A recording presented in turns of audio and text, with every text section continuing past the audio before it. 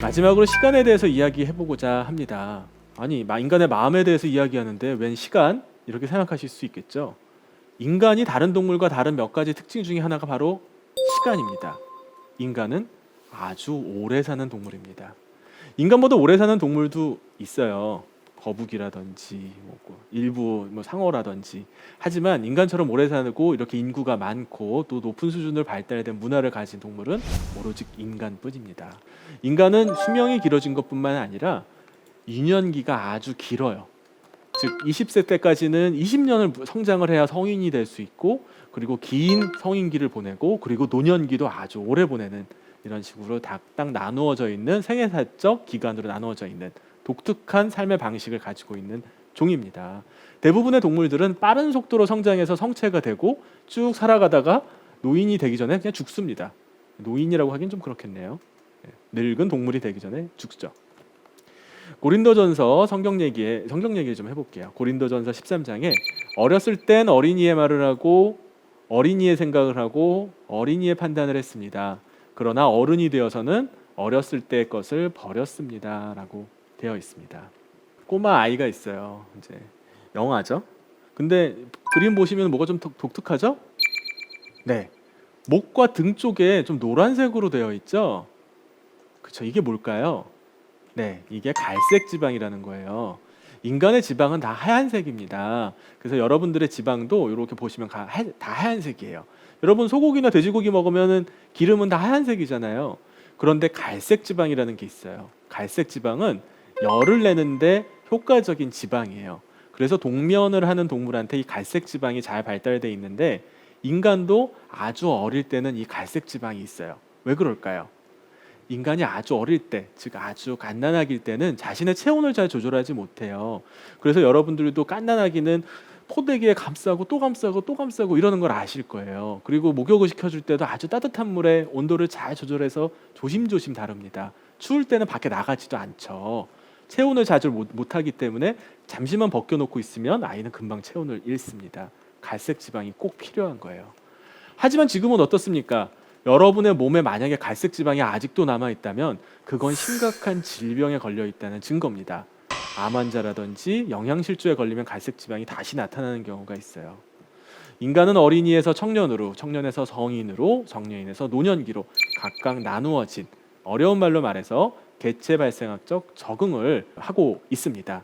각각의 시기에 따라서 몸의 지방이 달라지듯이 세상을 바라보는 생각의 구조, 세상을 바라보는 시각도 달라져야 합니다. 즉 사고가, 정신이 바뀌는 거죠.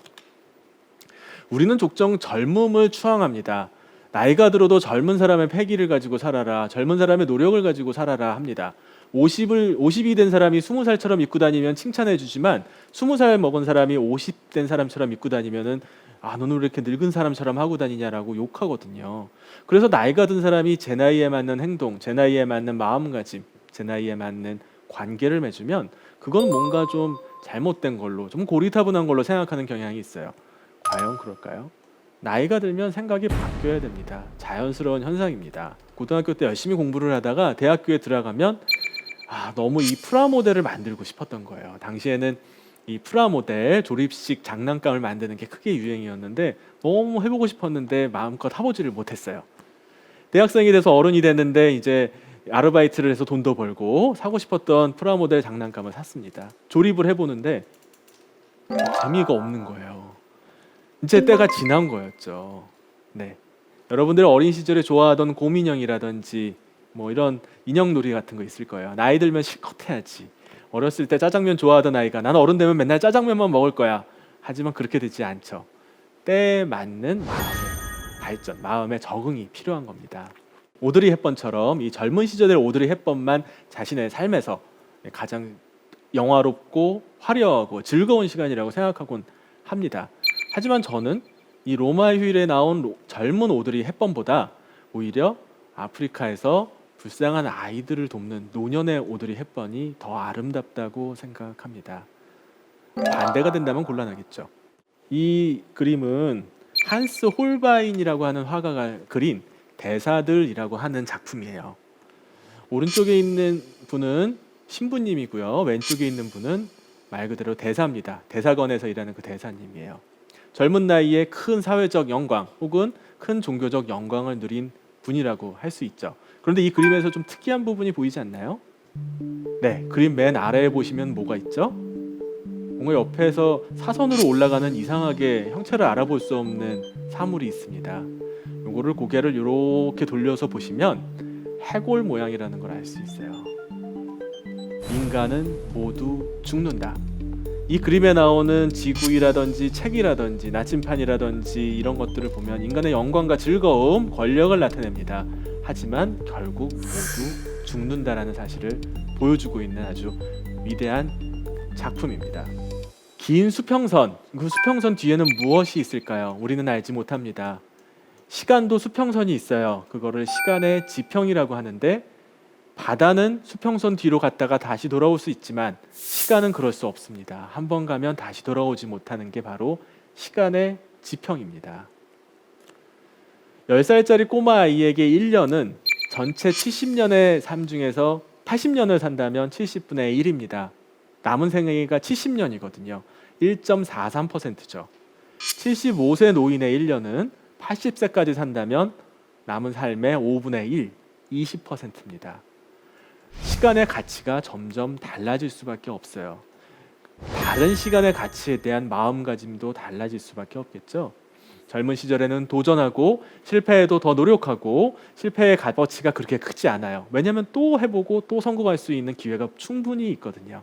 나이가 들면 들수록 새로운 사람보다는 기존에 있는 사람을 만나고 또 새로운 도전보다는 기존에 잘 해왔던 일들을 반복하고 그것들을 주변에 잘 알려주는 지혜로운 조언자의 역할을 하는 게 더 맞는 이유입니다. 나이가 든다고 해서 젊은 시절처럼 패기 넘치게 새로운 도전을 하고 새로운 시도를 하지 못한다고 해서 나는 늙어버린 것일까? 젊음을 잃어버린 것일까? 그렇게 생각하실 필요가 없어요. 여러분 몸에 더 이상 필요하지 않은 갈색 지방이 사라진 것에 불과합니다. 토마스 홉스는 리바이어던이라고 하는 작품에서 이렇게 이야기했습니다. 삶은 고독하고 가난하고 더럽고 잔인하고 짧다. 당시 잉글랜드 내전이 벌어지고 있었던 영국의 상황은 아주 처참했습니다. 사람들은 왕당파와 의회파로 나뉘어서 끊임없는 내전을 벌였습니다. 시민들의 삶은 아주 피폐해졌죠. 하지만 지금은 어떻습니까? 여러분들은 알고 있어요. 당장 내일 죽지 않습니다. 한국에 내전이 벌어진 것도 아닙니다. 높은 의료 수준 그리고 먹을 것도 풍부하고 보건 수준도 향상돼 있습니다. 여러분들의 남은 삶을 어떻게 써야 될지 잘 설계해서 계획을 짜는 게 필요하죠. 삶은 아까 말씀드린 대로 시간 지평, 즉 한 번 가면 다시 돌아오지 못합니다. 여러분 나이에서 자연스럽게 느끼고 있는 여러분 마음의 개체 발생학적 적응에 따른 마음가짐이 있으실 거예요. 지금까지 이야기했던 감정, 이성, 공감이라고 하는 다양한 인간이 높은 수준을 발달시킨 인간의 정신적 능력이 여러분들이 주어진 환경, 특히 시간적 환경 속에서 다양한 형식으로 빚어지고 나타나고 있을 겁니다. 그 마음의 소리를 잘 들으시고요. 그 신호에 따라서 여러분들의 삶을 잘 만들어 가시는 게 필요합니다. 고통스러울 수도 있고요. 비합리적일 수도 있고요. 가끔은 주변의 이야기에 휩쓸려서 이렇게 선동당하거나 혹은 과도한 공감 때문에 힘들어하는 경우들도 있을 겁니다. 혹은 젊은 시절 같지 않아서 아쉬울 때도 있을 거예요. 하지만 그 모든 것들이 가장 좋은 것, 여러분들의 마음이 가장 있어야 할 곳에 가장 좋은 곳에 제자리를 찾아서 있다는 증거인지도 모릅니다.